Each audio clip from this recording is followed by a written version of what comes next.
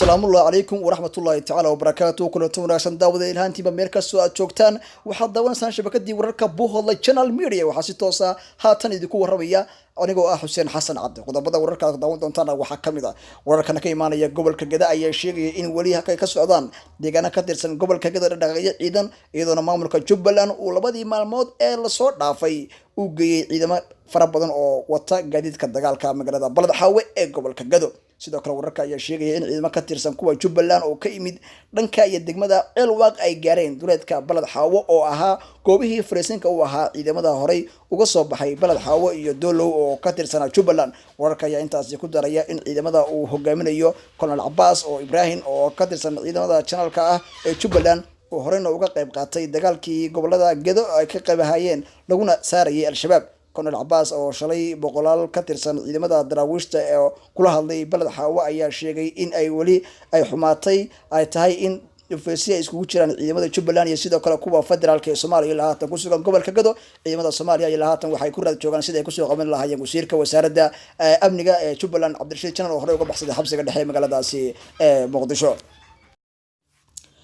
Al-Bashiri oo loo gacan galiyay maxkamadda ICC dowladda ku meel gaarka ah ee Suudaan ayaa aqbashay in madaxweynihii hore ee dalkaasi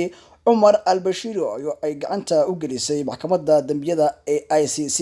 go'aanka ayaa ka yimid kadib markii magaalada caasimadda ah ee Khartoum ay ku kulmeen dowladaha iyo sidoo kale mucaaradka goboladaasi Ahmed Tukin oo matalaya mucaaradka ayaa VOA u sheegay in ay dhinacyada isku raacsan in dhammaan afarta qof ee u dhashay Suudaan ay ku doonayaan maxkamadda ICC oo ku jira al-Bashir oo gacan loo geliyay al-Bashir ayaa lahaatan waxa uu ku sugan yahay xabsiga magaaladaasi isagoo lagu eedeynaya dambiyo fara badan jaamacadda Maaqida gobolka Sanaag ayaa dhawaan laga dhigayaa farac kamid ah jaamacadda ummadda Soomaaliyeed ee dowladda federaalka Soomaaliya si loo xaqiijiyay Suldaan Saciid iyo sidoo kale Suldaan Cabdisanaan oo Muqdisho ku sugan waxayna la kulmeen wasiirka wasaaradda waxbarashada Soomaaliya Goodax Barre ayna ka wada hadleen arrinkaasi kadib kulan ay ku yeesheen kaas oo ay ka soo qayb galeen wasiirka wasaaradda qorsheynta iyo xiriirka caalamiga ee dowladda federaalka Soomaaliya Jamaal iyo sidoo kale Sandar Saciid oo aqalka sare ee dowladda federaalka Soomaaliya ka tirsan iyo gudoomiyihii hore ee gobolka Sanaag Suldaan Saciid ayaa sidoo kale toddobaadkan xamar kula kulmay madaxda beesha caalamka oo ay fadhigeedu tahay magaalada Muqdisho sida qaramada midoobay midowga Yurub UK wadanka Carabta qaar kamid ah wadamada Soomaaliya iyo sidoo kale Qatar war degdeg ah wafdi ka socda Mareykanka ayaa haatan isku soo wajahan magaalada Kismaayo ee xarunta Jubbada Hoose safiirka Mareykanka ee u fadhiya Soomaaliya Ambassador Donald Yumano ayaa saacadihii soo dhaafay waxa uu ku soo wajahnaa magaalada Kismaayo ee xarunta maamulkaasi